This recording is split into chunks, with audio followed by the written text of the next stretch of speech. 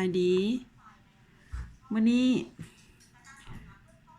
ข้าพเจ้าเพชรพิบุญไซมานีจะมานำเสนอการเปลี่ยนฟอนต์อัตโนมัติอยู่ใน Microsoft Excel เนาะให้บรรดาท่านสำหรับ Office 2007 มันจะมีโฟลเดอร์อยู่ในเขาเอิ้นว่าเป็นสัญลักษณ์ของมันเนาะคลิกเข้าบนนี้แจทางแจสุดแล้วให้บรรดาท่านคลิกที่ Excel Optionแล้วมันจะมีคำว่า Popular อยู่ในโหมดของ Popular นี่ก็คือให้เรามาเลือกอยู่บนที่ Use this font นี่เลือกให้เป็น Page/OT เนาะโดยที่ว่าทุกเซลล์อยู่ใน Excel มันจะเปลี่ยนให้ออโต้แล้วอยู่บนฟอนต์ไซส์นี่เราเลือกเข้ามาขนาดใหญ่เราก็เลือกขนาดใหญ่ถ้ามา Normal View ก็คือว่า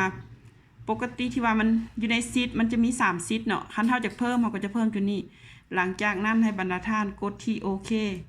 เพียงเท่านี้อยู่ใน Microsoft Excel ของท่านก็จะเป็น Page/OT ทุกเซลล์ขอบใจที่ว่าครับต่อไปเขาจะมีคลิปดีๆมานำเสนอท่านอีกเนาะขอบ